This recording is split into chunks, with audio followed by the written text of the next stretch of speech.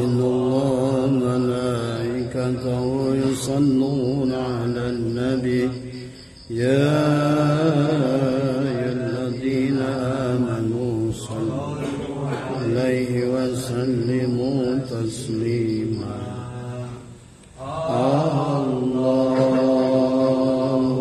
اللهم صل على النبي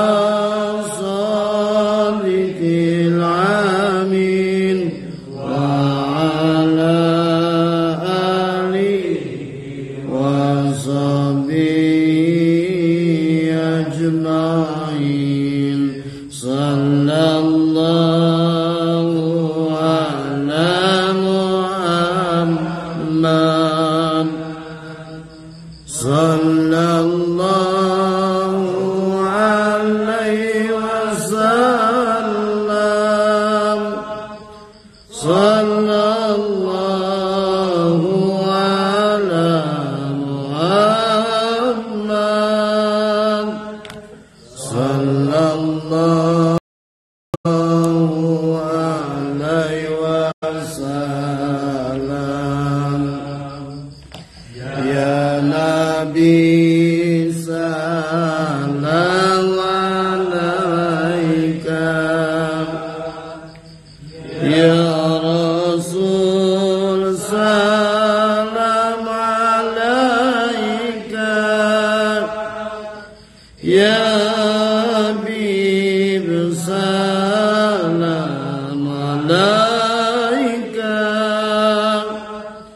salawatullah alaika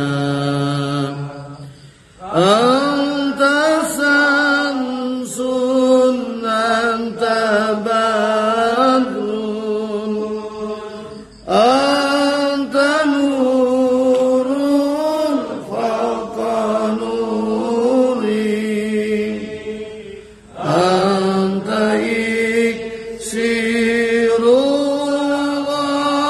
alim anta misbahu suduri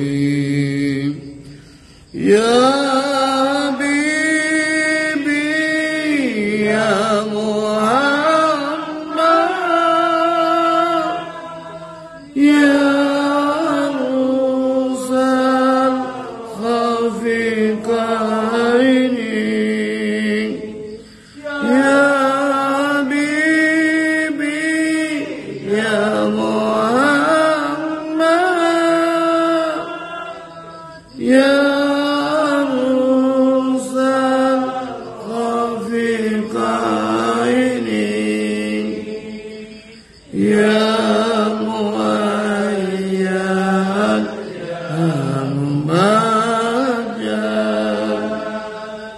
ya imam al-qiblataini qul ya azim anta al-azim qad hamana amrun azim wa kullu shay'in hamana ya hunubis mika ya azim qalbi qudbi wa qalbi nubnani siri khadiri wa ainul fani harunu abli wa kalimi ruhi fir'ani nafsi wa hawa hamani qul ya alim anta al-azim qad hamana amrun azim wa kullu shay'in hamana ya hunubis mika ya azim. Assalamualaikum ya malaikat jamal. Assalamualaikum ya Rasulullah. Assalamualaikum ya rijalul ghaib. Assalamualaikum ya miftahul ghaib. Assalamualaikum ya Syahid Abdul Qadir radhiyallahu. Assalamualaikum ya Sayyiduna wa mursiduna Ahmad sahibul wafat. Assalamualaikum warahmatullahi wabarakatuh.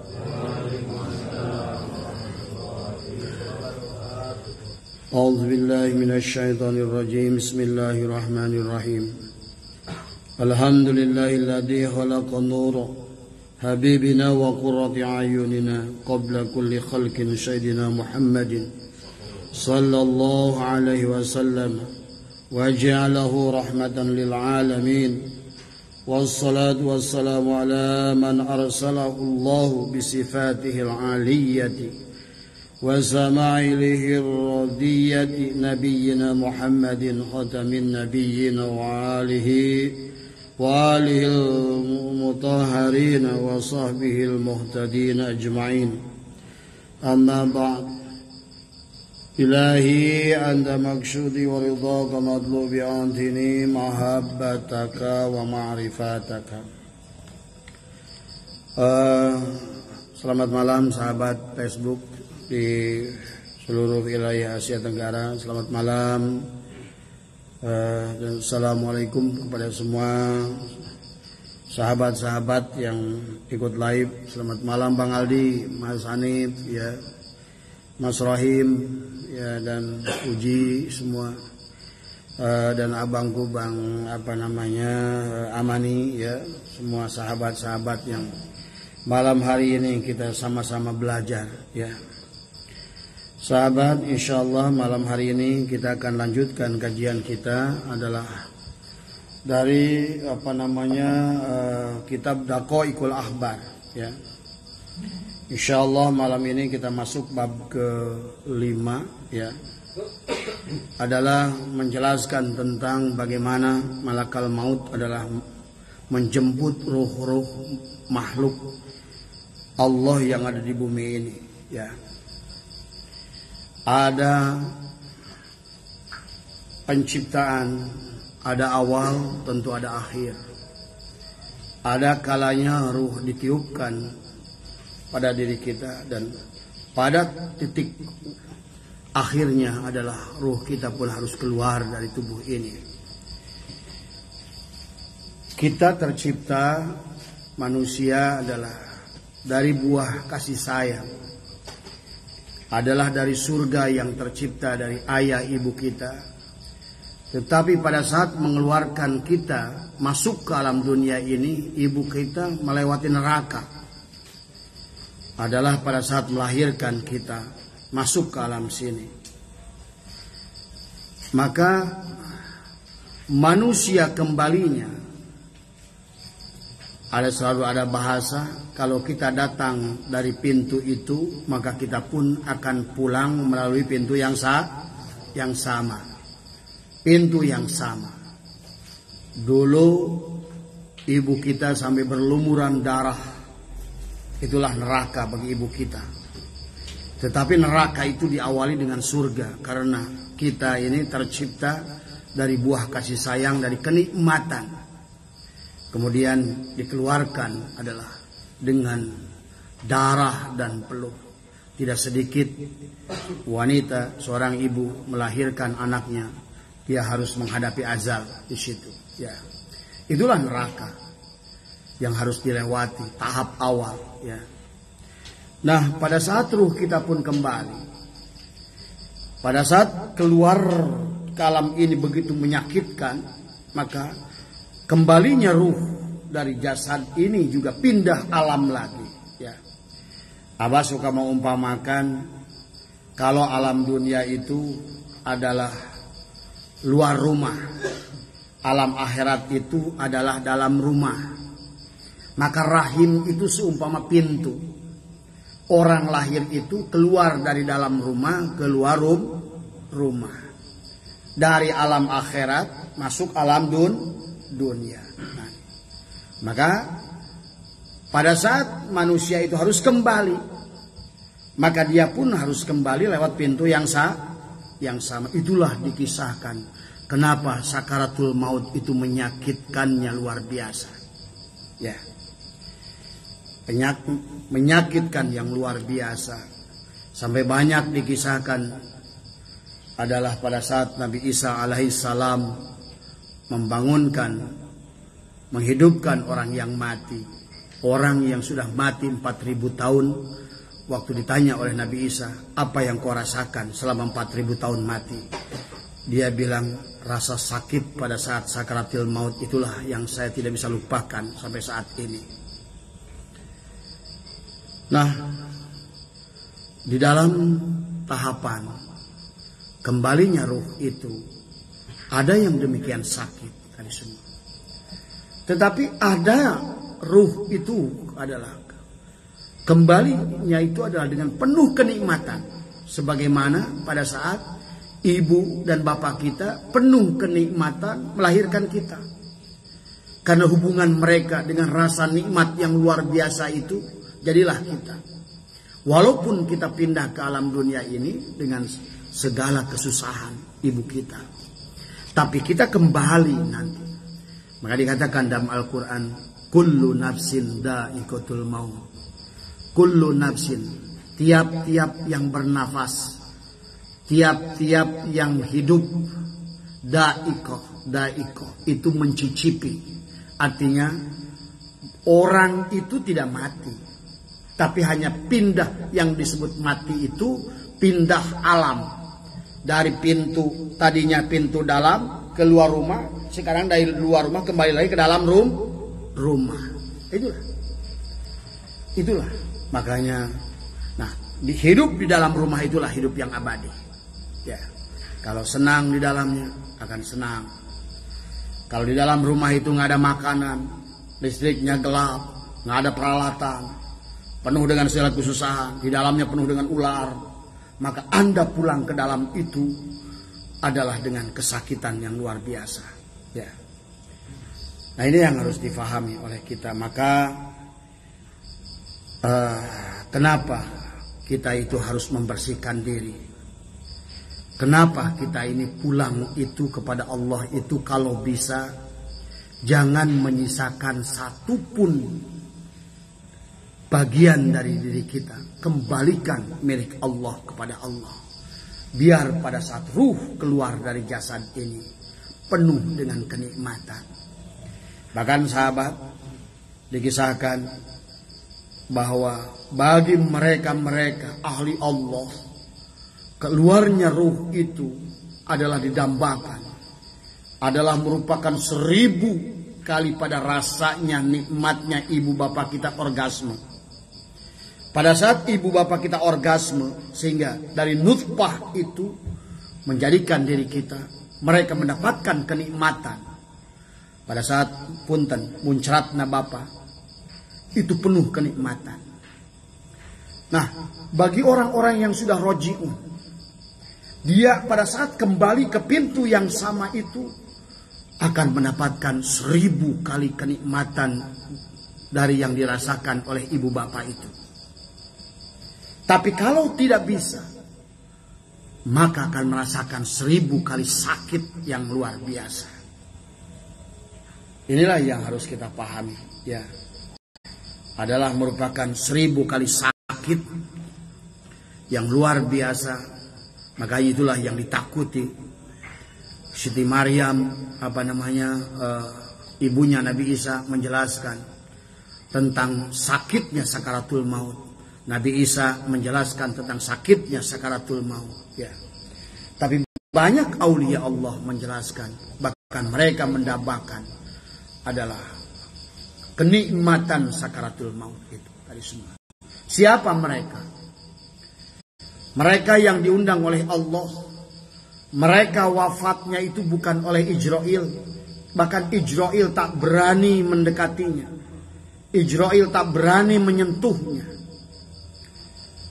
Bahkan dikisahkan dalam sebuah kitab, waktu malak Ijrail itu datang kepadanya, maka dia datang di atas kepalanya. Tiba-tiba ada benteng. La ilaha illallah.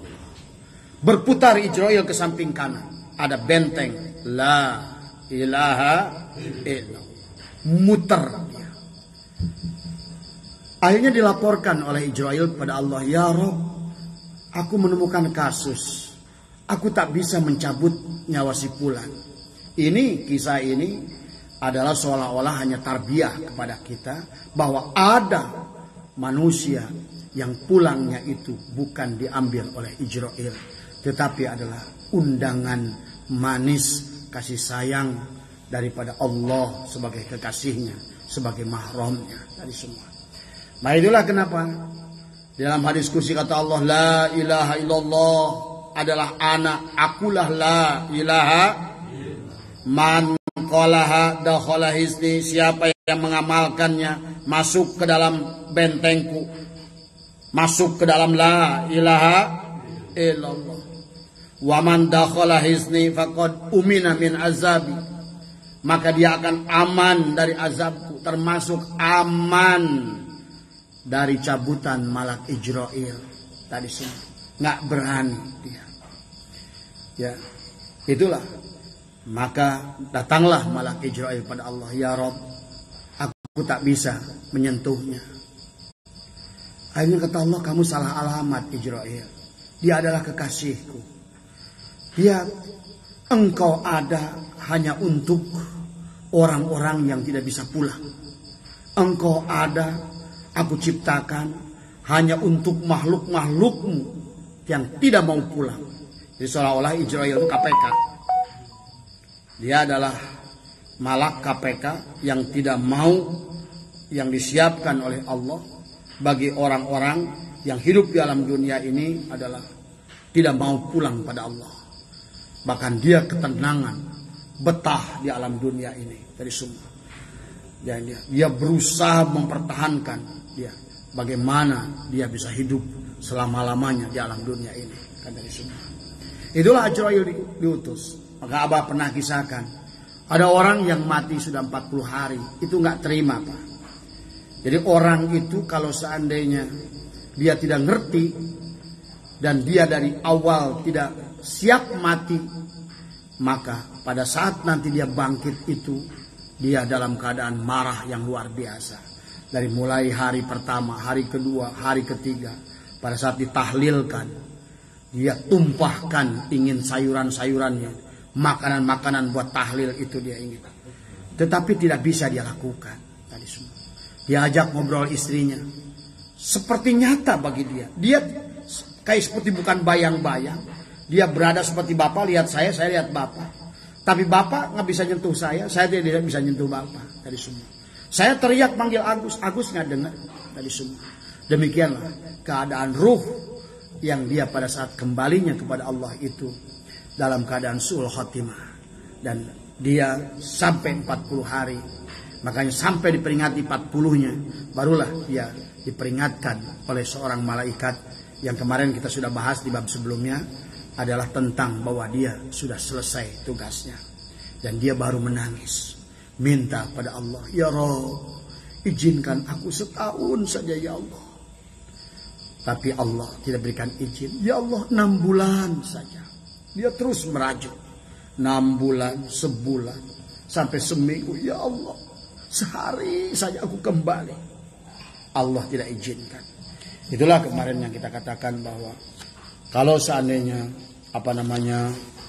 ruh itu sudah keluar, tidak bisa ditunda, tidak bisa dipanjangkan, tidak bisa dipajukan, ya tadi semua adalah sudah sampai pada batasnya dia di sana, ya. Kemarin sudah kita bahas masalah itu, ya. Jadi ini, nah, tapi ada orang yang kasus tadi yang sudah rojiun dia sudah al-mutu qabla an tamutu. Dia bahkan sudah al-inabatu ila daril khulud.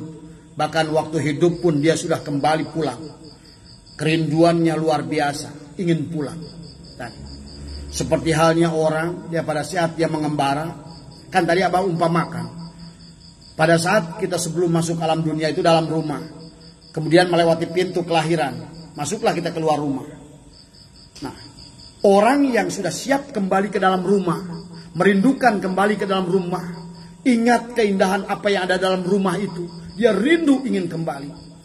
Itulah orang-orang yang sudah mengambil talqin pada saat dia masih segar, itulah al-mutu qoblaan, dia mati sebelum datangnya kematian. Itulah disebutkan al-inabatu ila dar, itulah disebutkan dikatakan dalam kitab lain adalah al-istidadu lil mauti qabla nuzuliha.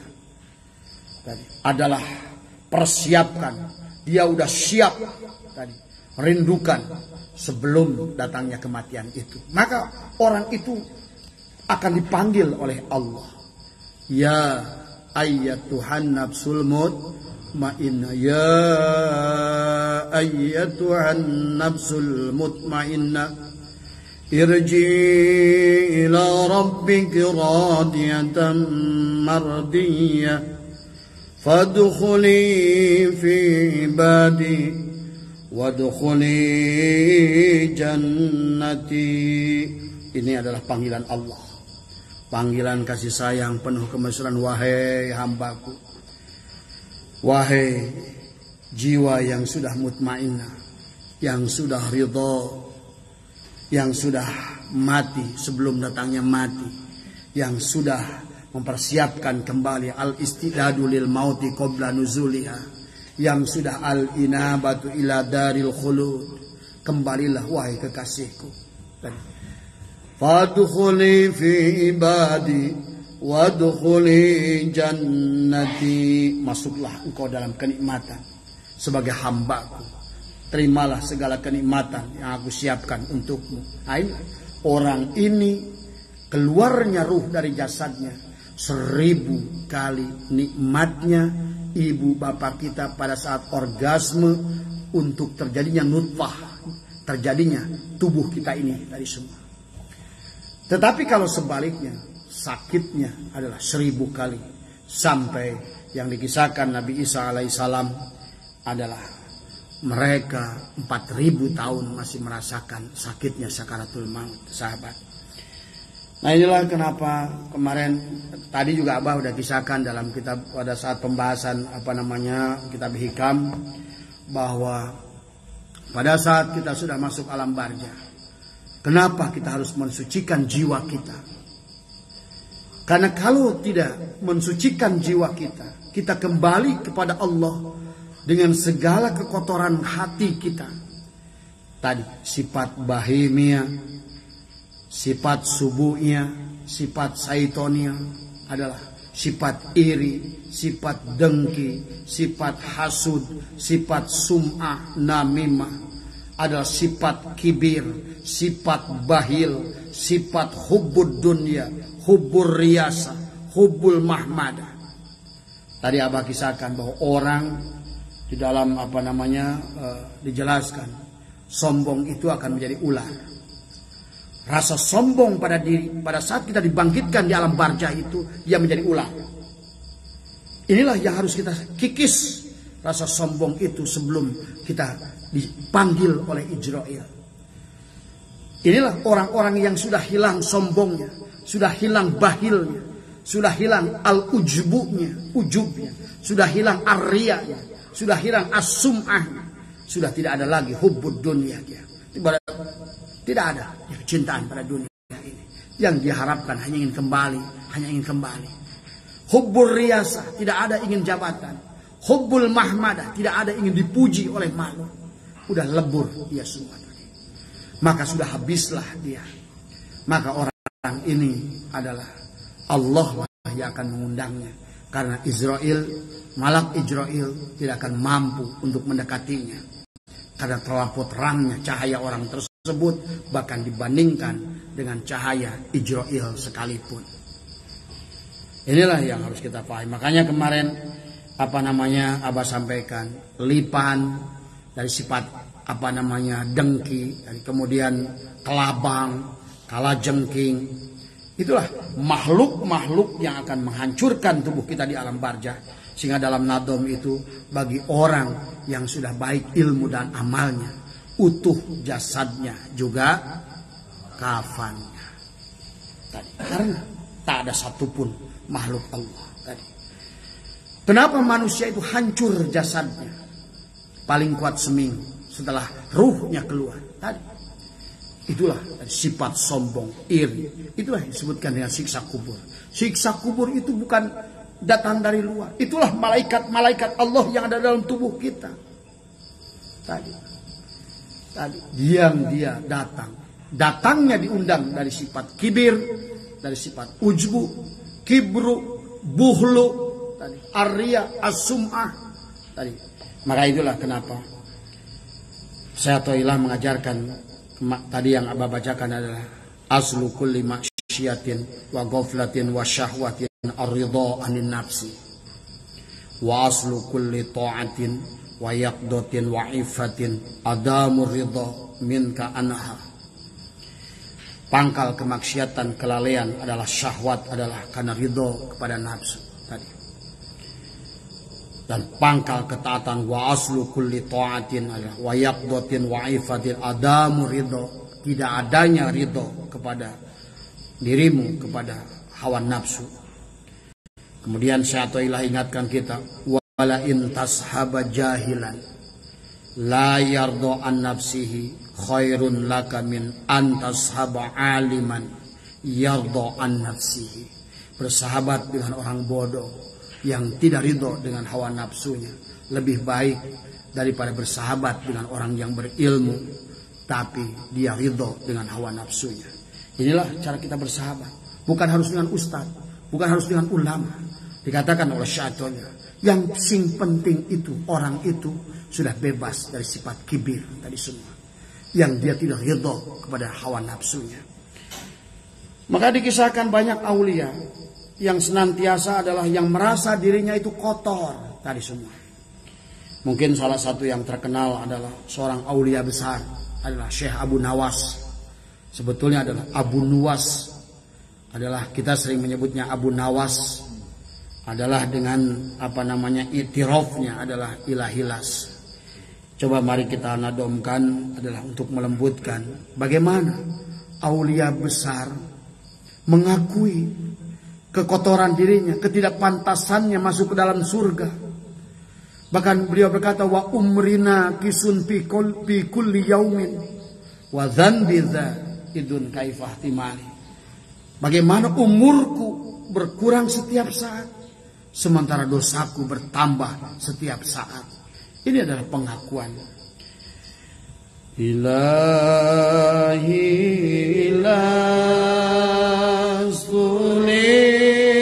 firdausi ala wala ala naril jahim.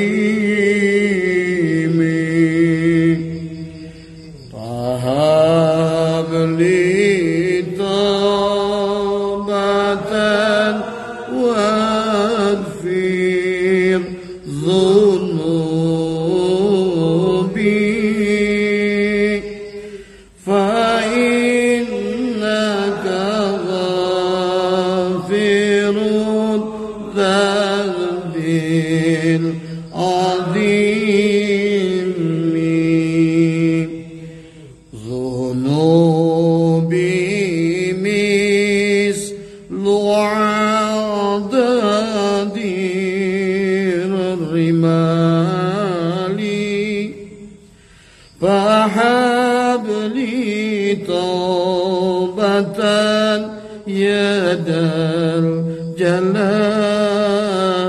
الجلال وعمرنا كسر في كل يوم وذنبي زائد كيف احتمالي إلهي أبلغ العاصي أتاك مكرا بالذنوب وقد دعاك فإن تغفر فأنت لذاك أهل وإن تترك فما نرجو سواك. Adalah pengakuan dari Syekh Abu Nuwas, Tuhanku, aku tak layak menjadi penghuni surga, tapi aku juga tak mampu menghadapi api neraka jahim. Maka terimalah taubat dan ampuni dosaku. Karena Engkau adalah Maha Pengampun dosa. Dosaku bertebaran layaknya pasir. Terimalah taubatku wahai Zat yang penuh keagungan. Tiap hari umurku terus berkurang, sedangkan dosaku terus bertambah. Bagaimana aku akan memikulnya? Ini adalah pengakuan Syekh Abu Nuwas yang merupakan seorang aulia yang besar zaman Sultan Harun al-Rashid, ya. Beliau mengakui. Maka inilah dikatakan, kalau kita ingin kembali kepada Allah dengan penuh kenikmatan. Lihat dalam surat Waqiah. Cara kembali manusia itu ada 3. Ada yang pertama, yang lurus adalah golongan sabikun. Ada golongan kanan, ada ashabul yamin. Ada yang kiri adalah ashabus simah. Itu saja.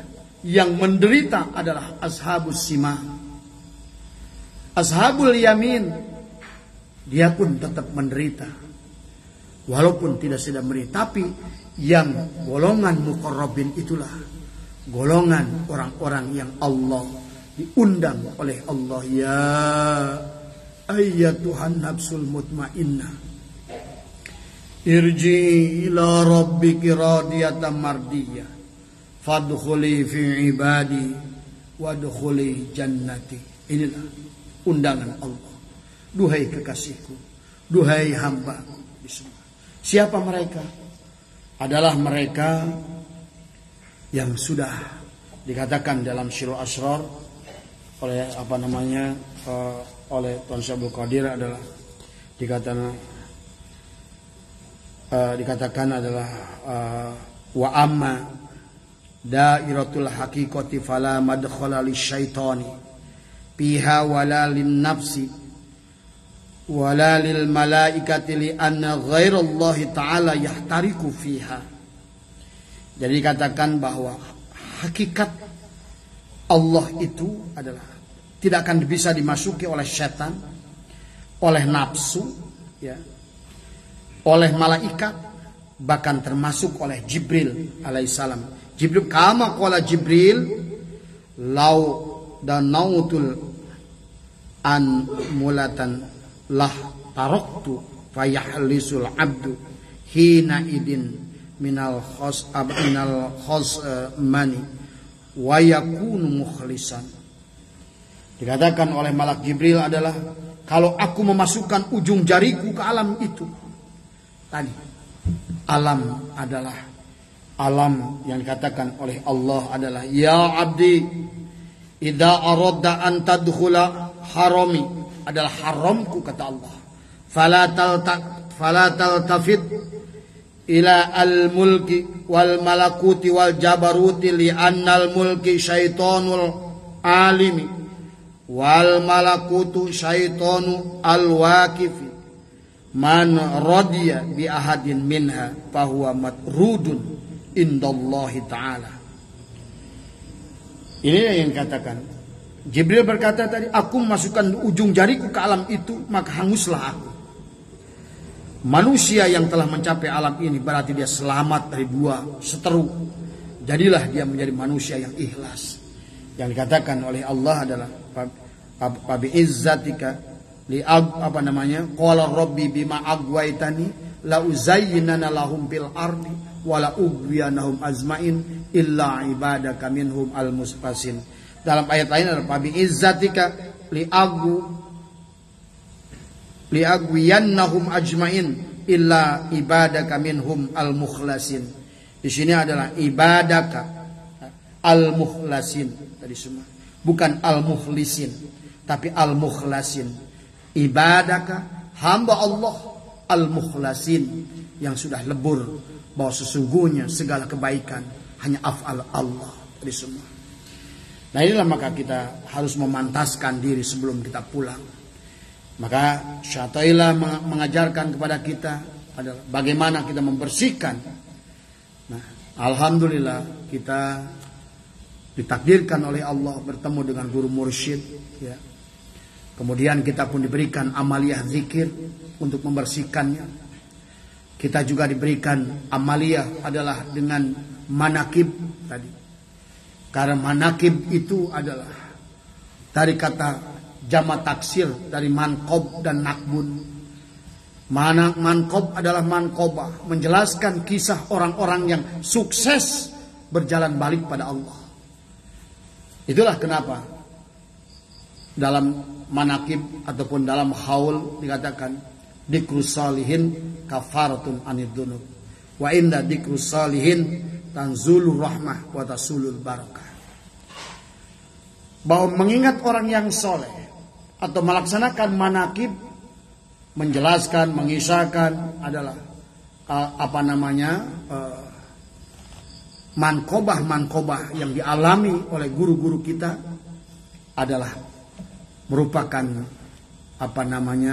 tanzulur rahmah wa tasulul barakah, bahwa akan turunnya keberkahan dan akan turunnya adalah rahmat kasih sayang Allah.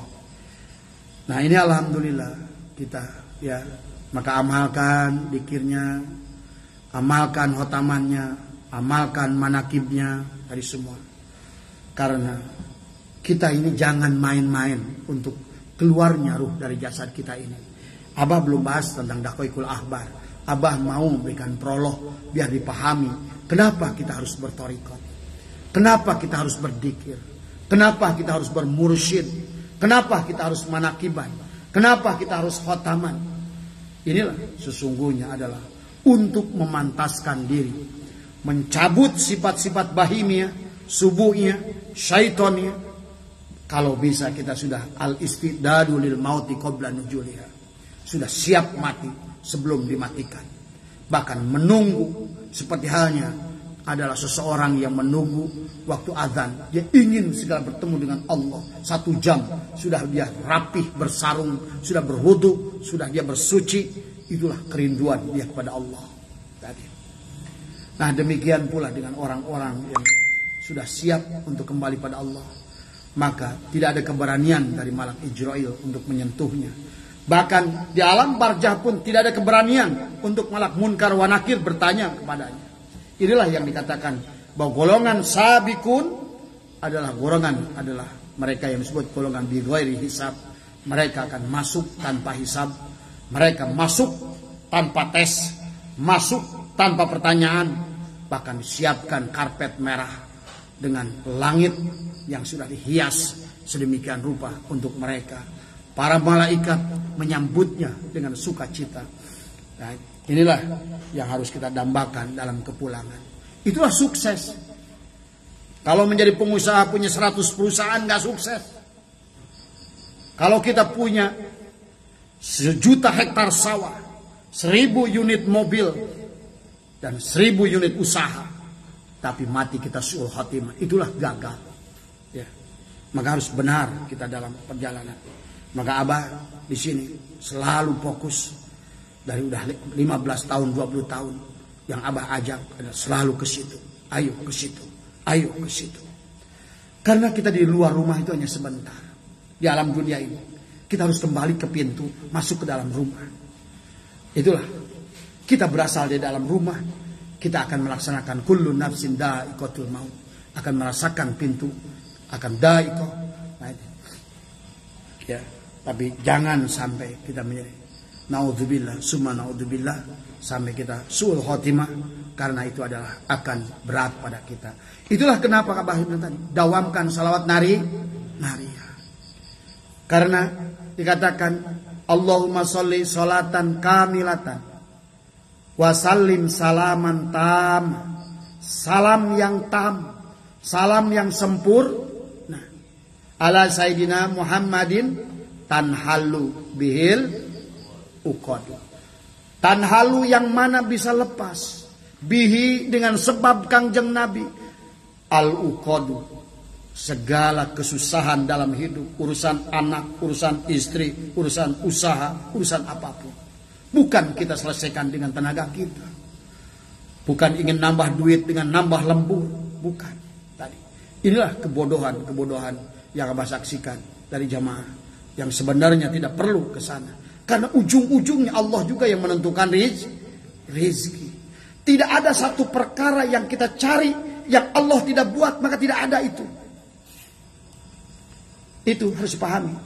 Segala apa yang kita raih itu karena Allah sudah siapkan buat kita. Sekuat apapun Bapak mengejarnya, kalau Allah tidak siapkan untuk Bapak, demi Allah tidak ada dia.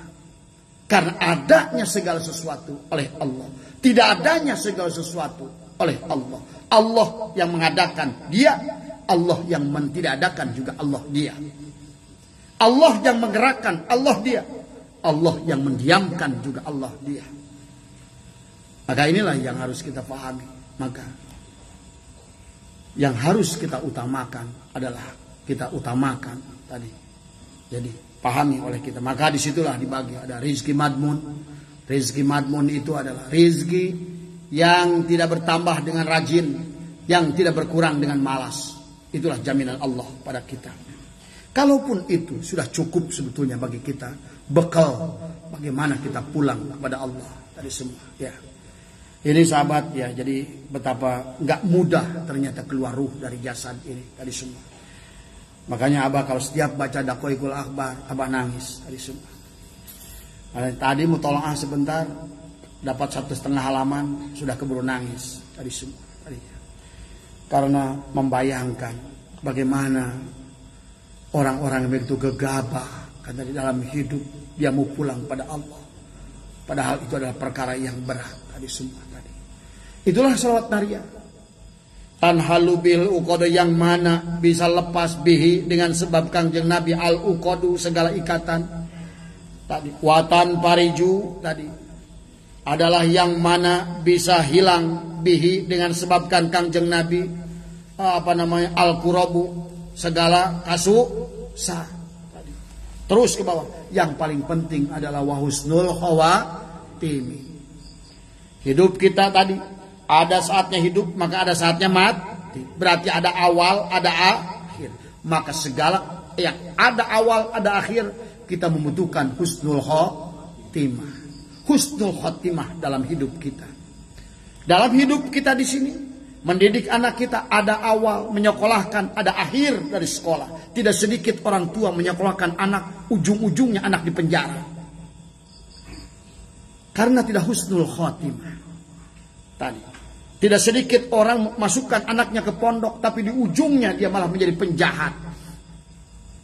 Tapi kalau seandainya kita mendawamkan salawat nariyah, wa husnul khawatim, segala persoalan urusan dunia, wa husnul khawatimah yang mana dengan sebab Kangjeng Nabi, bihi dengan sebab Kangjeng Nabi, bagus segala penghujung daripada kegiatan kita. Pengajian kita insyaallah di penghujungnya husnul khatimah. Asal kita salawat nariyah dawamkan. Kalau seandainya kita berusaha, insya Allah di penghujungnya adalah baik. Kalau seandainya kita menyekolahkan anak, insya Allah ujungnya adalah baik. Kalau seandainya kita sakaratil maut, insya Allah di ujungnya adalah baik. Pada saat kita di alam barzah, akan di penghujungnya adalah baik. Pada saat di alam misar, kita pun akan baik. Alam mahsyar, alam mijan, alam sirat, akan baik dalam penghujungnya dari semua. Wa husnul khawatim. Itulah yang mana dengan sebab Kangjeng Nabi maka akan baiklah segala penghujung dalam kehidupan kita. Makanya Abah ngajak dawamkan salawat nariyah minimal 3 setelah setiap habis sholat tadi semua ya. Tadi. Inilah memang orang-orang sekarang mah harus bukti mati dulu. Nanti kalau ada yang mati duluan, nanti boleh panggil Abah. Paling Abah nengok sebentar, bener kan cek aing? Paling gitu doang. Lebok caku si aina. Moal ditulungan mah. Paling lebok usia tah. Ku aing tiba heula geus jejegler belasan tahun ngabejaan teu ngawaro wae. Tadi. Tadi. Ya. Itu ya, mari kita masuk ke jadi kenapa kita ini harus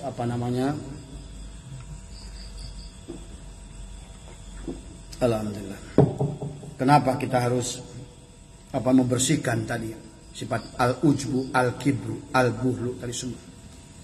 itulah yang akan menjadi kalajengking, menjadi ular, menjadi lipan, menjadi segala. Bahkan disebutkan ada dalam kitab itu adalah, saya juga, itulah hakikat Allah. Disebutkan ada serigala, masa di dalam kuburan ada serigala dari neraka. Itulah sebetulnya dari apa? Itu ada al-ujub, dari ujub, dari semua. Jadi sifat buruk itu menjadi yang akan mencabik-cabik diri kita. Itulah kenapa kita ini, agama kita Islam, dari kata aslam, serahkan diri kita, jangan ada yang tersisa, kembalikan milik Allah kepada Allah. La hayyun, la ilmun, la sami'un, la basirun, la qadirun, la muridun, la mutakallimun. Sampailah segala aktivitas kita la maujudun bihaqqi ilallah.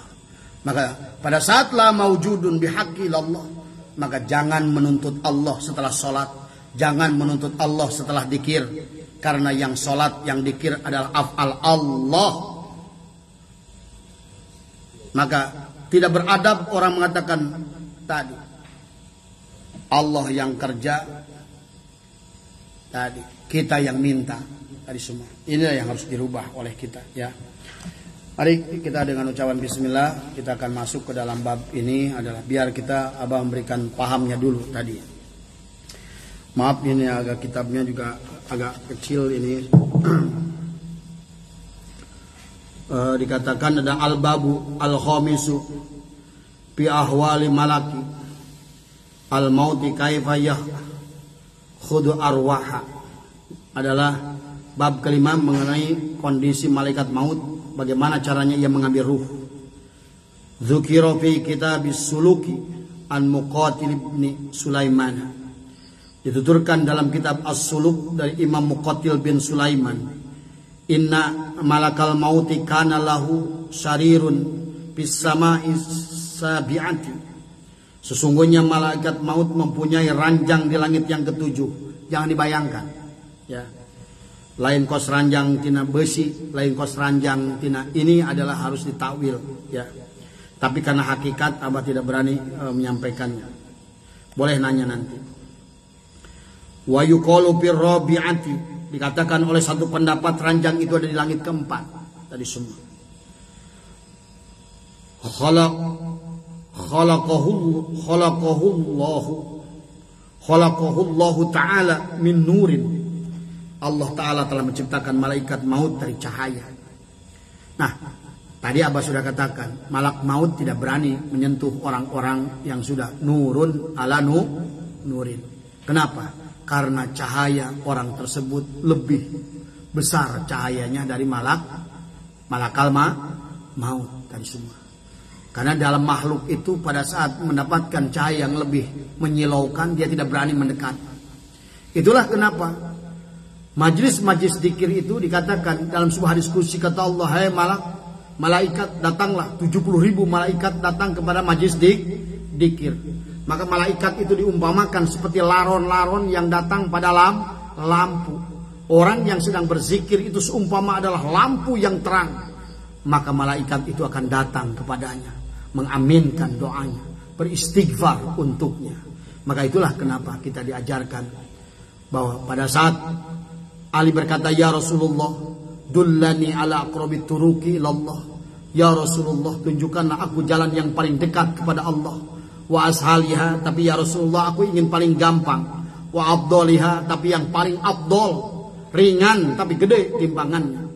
Maka kata Nabi adalah abdolu ma qultu ana wan nabiyuna min qabli la ilaha illallah. Dan tidak ada yang lebih abdol untukku dan nabi-nabi sebelumku adalah dengan mendawamkan dzikir la ilaha illallah. Kenapa la ilaha illallah?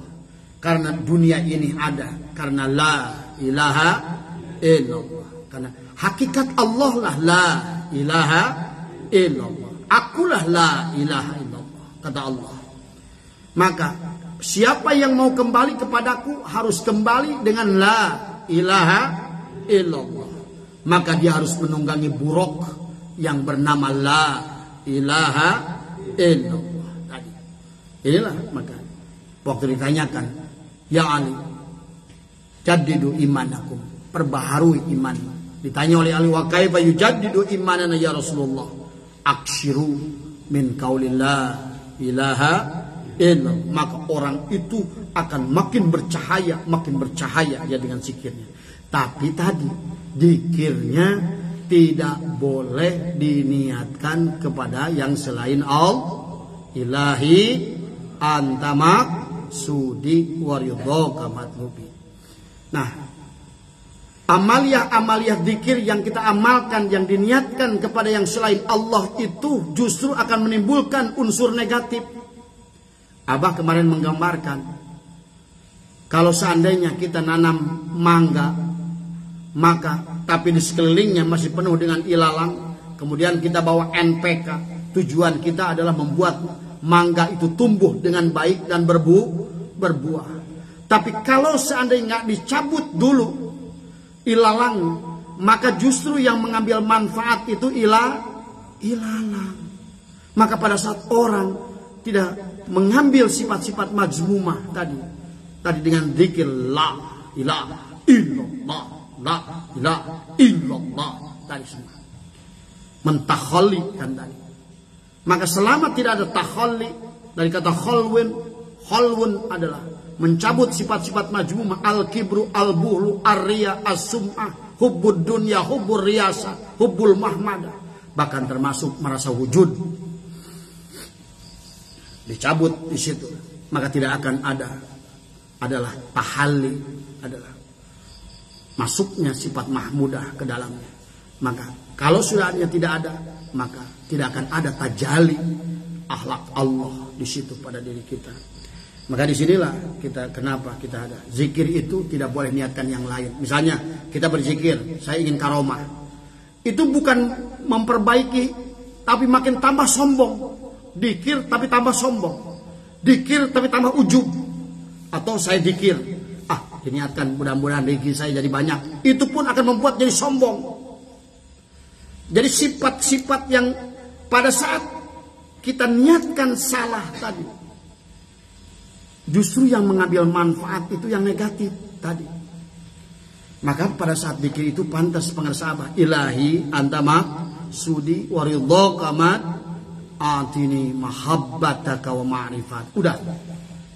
Makanya tadi kita ini harus lurus tadi. Maka ingat saya pengersa Abah tidak nyuruh kamu kerja dari pagi sampai malam, dari pagi sampai malam. Belum tentu kami jadi orang kaya. Dan Abah juga tidak nyuruh kamu dikir semalam suntuk siang malam. Belum tentu kamu masuk sorga.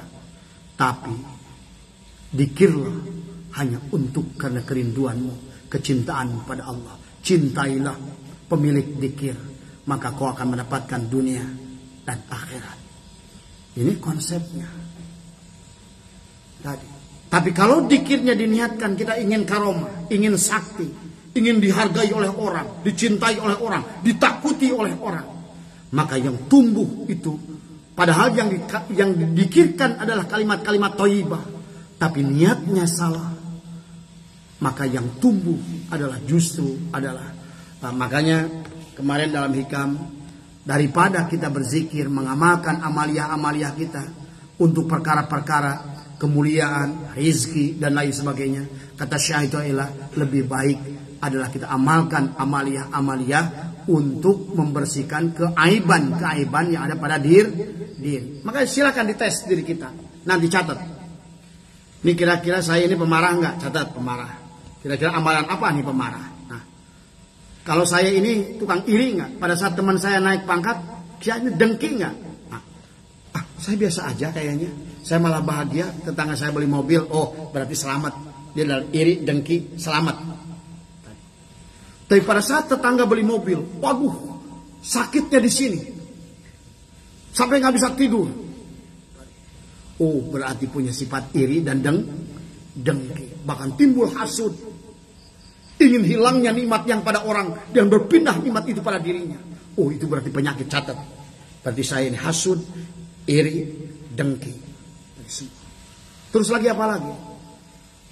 Pada saat misalnya orang yang menjelekkan saya, orang ngasih 1 garam, saya ngasihnya 2 garam. Apakah saya ini lebih kejam dari dia? Oh, berarti saya ini lebih buruk dari dia. Terus begitu tadi semua. Ya, kalau ada orang ngasih cuka, 1 asam 1 sendok, kita balas dia 2 sendok. Oh, berarti saya ini adalah pendendam. Maka sudah tarkul hikdi, mencabut daripada itu yang harus kita hilangkan dari semua. Karena dikir kita itu untuk ke situ aja. Niatkan dikir kita itu, maka selalu dalam berdoa itu Abah sarankan, ya Allah ya Rabb, lindungilah aku dari segala keaiban-keaiban yang ada pada diriku. Ya Allah ya Rabb, bersihkanlah aku dari sifat sombong. Lindungi aku dari diriku. Lindungi aku dari diriku. Sampai Nabi aja berdoa, Rabbi la takilni tarfata ain. Ya Allah, lindungi aku dari diriku. Walaupun sesaat, sekejap mata, kata Nabi. Jangan biarkan aku mengatur diriku, ya Allah. Tadi. Jadi kita ini jangan selalu menyalahkan orang. Jangan takut sama orang. Justru yang berbahaya itu diri kita sendiri. Dari semua. Nah inilah yang persoalan-persoalan yang harus kita bereskan. Sebelum kita dikir la ilaha illallah, aduh saya punya hutang, la ilaha illallah, aduh saya punya ini, saya punya ingin kawin, la ilaha illallah, saya ingin itu, la ilaha. Itu pun tidak jelek. Tapi kata Syai'atullah, selama masih ada ilalang yang ada pada diri kita, sifat-sifat majmumah, sifat-sifat bahimiyah, syaitonia, subuhiyah, walaupun adalah kalimat thayyibah yang didikirkannya la ilaha illallah, maka dalam surah Asr disebutkan ada orang dikir la ilaha illallah tapi malah tambah sombong. Itulah tadi, dia berzikir la ilaha illallah tapi dia diniatkan ingin karomah, ingin hebat, ingin lunas hutang, ingin gagah. Padahal kalau kita niatkan ya Allah, saya ingin cabut penyakit saya, kotoran terus cabut semua tadi, maka nanti akan tajali sifat Allah, aziz ya Allah tadi, koharnya Allah tadi, gagah kita semua. Tiba-tiba kok saya ada karomah ya. Nah, itu tadi tajali Allah di situ. Tajalilah guru kita, luber, ada luluberan dari guru kita. Itu dah sesungguhnya adalah hakikat Allah tajali pada kita. Tiba-tiba kita menjadi pemurah, sifat Rahman, Allah hadir pada kita. Bahkan tiba-tiba rezeki ngalir, Ar-Razzaq datang, Al-Ghani datang, Al-Mubni datang.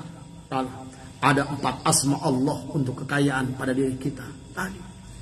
Justru bukan dikir ingin tadi Al-Ghani, Al-Mubni, Ar-Razzaq, tapi bersihkanlah aib dari tubuh tadi semua. Sombong cabut, iri cabut, dengki cabut, hasud cabut, bening kacanya semua. Maka disitulah Ar-Razzaqnya Allah masuk. Seperti halnya gelas ini, maaf, lihat ini gelas ini bening. Maka tugas kita adalah membersihkan aja keaiban, al-ujbu, al-kibru di sini. Maka cahaya lampu ini memantul ke dalam. Itulah, maka disitulah nanti ada kemuliaan-kemuliaan yang datang pada kita. Ya, itulah kemuliaan yang dari Allah yang datang pada kita. Jadi nggak usah kita diniatkan dikir itu. Maka kenapa Syai'atullah ingatkan kepada kita adalah dari kemarin itu adalah dikatakan ukhruj min awsofi basyariyatika an kulli wasfin munakidin li ubudiyatika litakuna linida'il haqqi mujibah. Dikatakan keluarlah dari sifat-sifat kemanusiaan, dari segala sifat yang bertentangan dengan kehambaan dari semua. Ya, maka inilah dikatakan yang kemarin ada tasawwufuka ila ma batona pika minal uyubi khairun min tasawwufika ila ma hujiba anka minal guyubi. Perhatianmu terhadap aib yang tersembunyi dalam dirimu lebih baik daripada perhatianmu terhadap hal-hal yang gaib yang terhalang dari dirimu. Nggak usah ingin musyahadah, nggak usah ingin melihat alam jin, nggak usah lihat alam malakut. Nanti alam malakut, alam jabarut akan terlihat dengan sendirinya dengan penglihatan Allah pada saat Allah sudah tajali. Itulah makanya dikirnya benar-benar diniatkan ilahi andama sudi. Tadi pada saat kita niatkan kepada yang selain kepada Allah, justru yang negatif tadi yang mengambil manfaat dari semua. Ya. Bukan kita memelihara anak ikan mas di dalam kolbu kita ini makin gede, makan gabusnya makin rakus memakan anak ikan mas yang kita tanam dalam hati. Maka zikir kita, salat kita, tahajud kita, doa kita, manakib kita habis dari semua. Ya. Ini ya. Mari dikatakan di sini adalah khalaqallahu ta'ala min nurin walahu sab'una alfa qaimatin walahu arba'atu alafi jinahin. Dan malaikat maut memiliki 70.000 kaki, ia memiliki 40.000 sayap.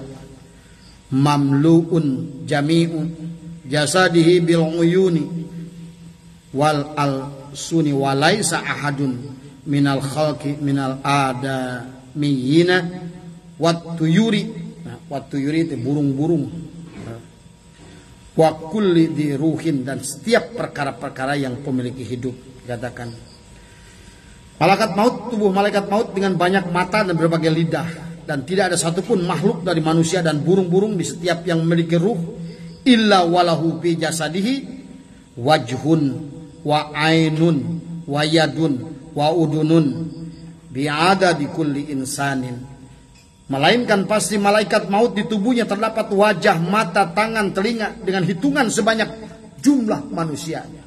Tadi sebetulnya Abah pernah mengkaji, Jibril adalah di mata kita, Mikail di telinga kita, Israfil di mulut kita, Ijrail di hidung kita, Ibrahim di mata kita, Nuh di telinga kita, Musa di mulut kita, Isa di hidung kita, Abu Bakar di mata kita, Umar di telinga kita, Utsman di mulut kita, Ali di hidung kita. Tadi semua. Nah, kalau sudah bisa paham semua, di mana letak sahabat pada tubuh kita, di mana letak Rasulullah pada tubuh kita, tadi semua. Di mana malaikat karubiyin dalam tubuh kita, di mana malak ruhaniyin pada tubuh kita, maka Anda berhak mendapatkan apapun yang Anda inginkan. Tadi semua ya, tadi semua. Illa walahu fi jasadihi wajhun wa ainun wa yadun wa udunun bi'adadi kulli insanin fayahudu bitilkal yadi arruhu wa yanduru bil wajhil ladhi yuadini. Maka malaikat maut akan merenggut ruh dengan tangan yang ada di tubuhnya itu, dan ia memandang orang yang akan dicabut nyawanya dengan wajah yang berdampingan di sebelahnya. Tadi semua tadi. Walidzalika yakbidu ruhal makhluqina fi kulli makanin, dan karena itulah malaikat maut dapat mencabut ruh para makhluk di setiap tempat. Faida matat nafsun fid dunya dahaba min jasadihi suratuha. Lalu apabila seorang telah wafat di dunia, maka akan hilang dari tubuh malak maut itu. Jadi dalam malak maut itu wajah Bapak ada di situ.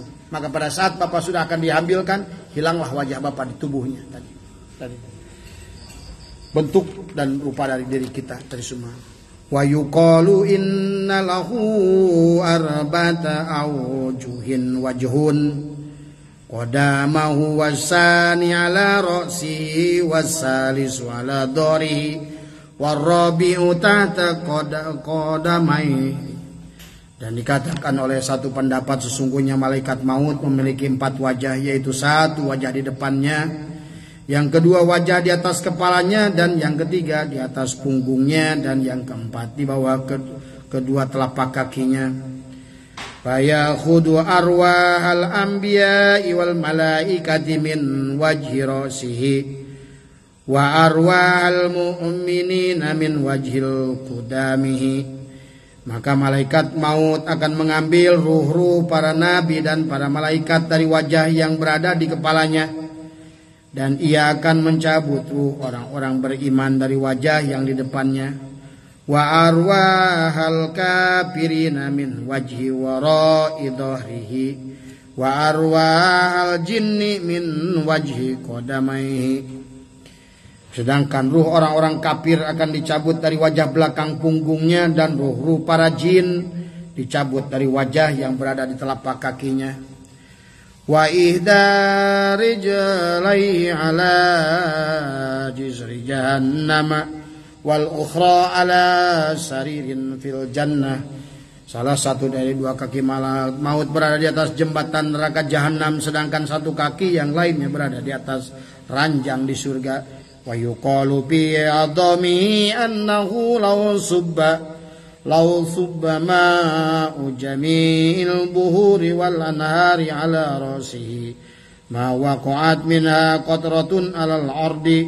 Dan dikatakan oleh satu pendapat mengenai ukuran besarnya malaikat maut, bahwasannya seandainya dituangkan air semua lautan dan sungai-sungai di atas kepala malaikat maut, maka tidak akan jatuh setetes pun dari air itu ke bumi. Wa yuqalu innallaha ta'ala ja'ala dunya bi asriha fi janbi malakil mauti ka khiwanin qad wudiya baina yaday rajulin liyaqula minhu ma syaa. Dan dikatakan oleh satu pendapat sesungguhnya Allah Ta'ala telah menjadikan dunia dengan segala isinya di sisi malaikat maut bagaikan meja makan yang sungguh telah diletakkan di hadapan seorang agar ia makan dari meja itu sekehendaknya.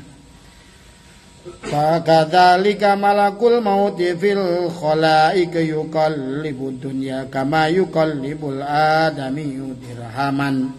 Maka begitu pula malaikat maut terhadap makhluk. Malaikat maut dapat membolak-balikan dunia sebagaimana manusia dapat membolak-balikan dirham koin. Kayak bapaknya kalau duit koin 1000 dibolak-balik ke malaikat maut. Balikan bumi ye, balikan bumi pasar pahikeun eta gitu.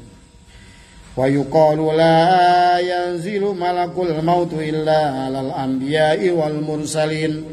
Dan dikatakan satu pendapat malaikat maut tidak akan turun menangani sendiri mencabut. Nah, itu tadi.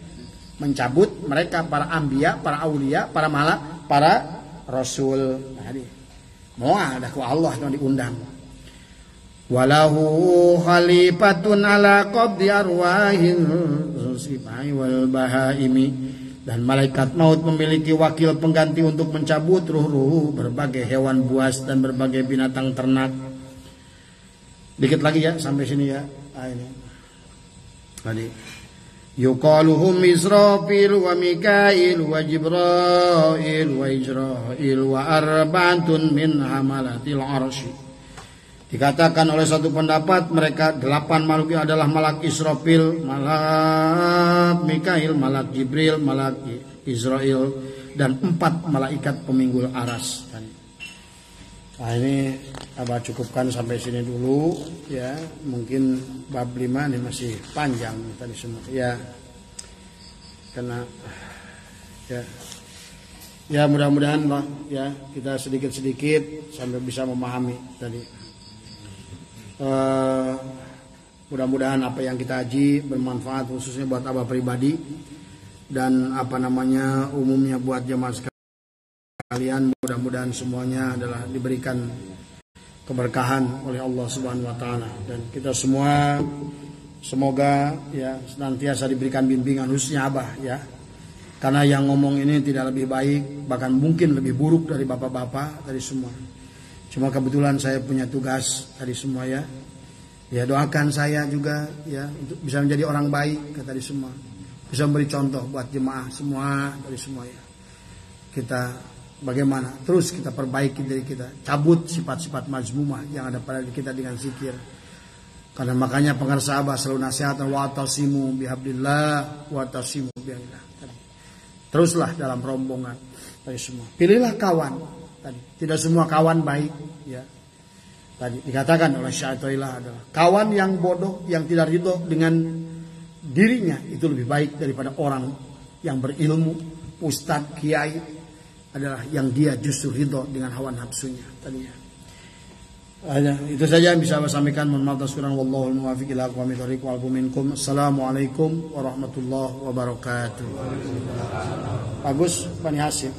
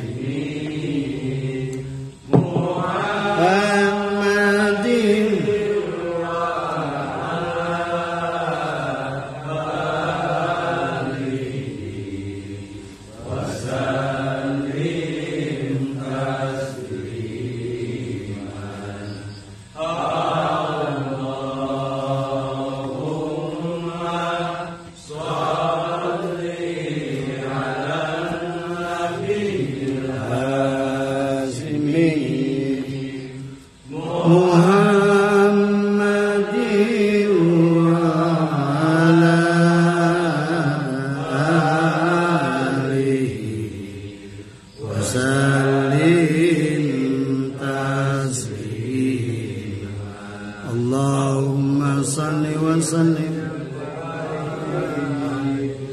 Semalam Bang Hanif ya, semua sahabat ya, Bang Kang Adenan ya, atur nuhun.